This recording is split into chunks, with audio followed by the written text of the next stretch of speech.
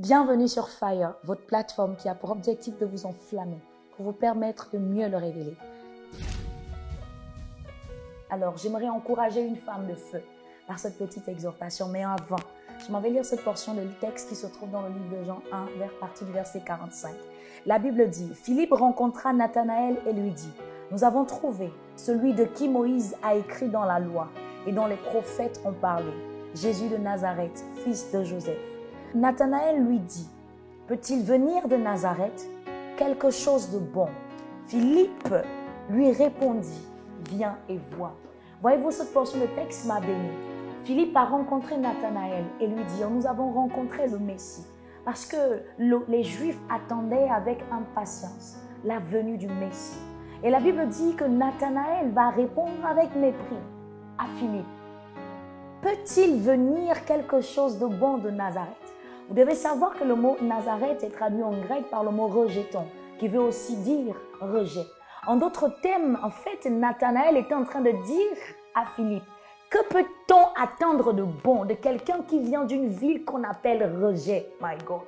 En fait, Nathanaël était en train de disqualifier Jésus, simplement sur la base de son passé, parce que Jésus venait de Nazareth.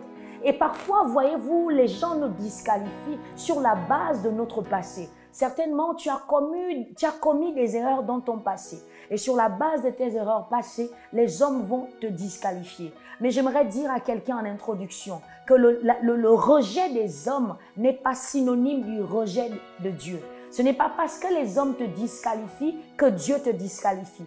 Ensuite, j'ai été béni par la réponse de Philippe. Philippe va dire à Nathanaël, comme ainsi, viens et vois. En d'autres termes, tu dis qu'on ne peut pas attendre quelque chose de bon de quelqu'un qui vient d'une ville qu'on appelle rejet, mais viens et vois. Et c'est cette prophétie que j'aimerais faire dans la vie de quelqu'un. Je dis, je ne sais pas dans quel domaine de ta vie on t'a rejeté, mais je dis, ces personnes verront comment entre les mains de Dieu, tu deviendras une couronne éclatante, my God. Rikabashanta. Je dis, on avait dit que ton histoire est déjà terminée, mais ces personnes verront comment Dieu va te donner un nouveau départ, comment Dieu va réécrire ton histoire. Écoutez, je ne sais pas quelles sont les erreurs que tu as commises et je m'en fous. Écoutez, Canaan a commencé malédiction, mais il a terminé comme étant une terre convoitée.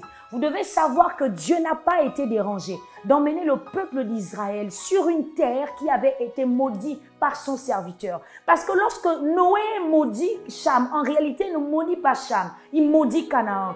Donc, il est possible de commencer maudit et de contenir à l'intérieur de soi du lait et du miel. Je dis à quelqu'un, même maudit, tu peux devenir une terre convoitée.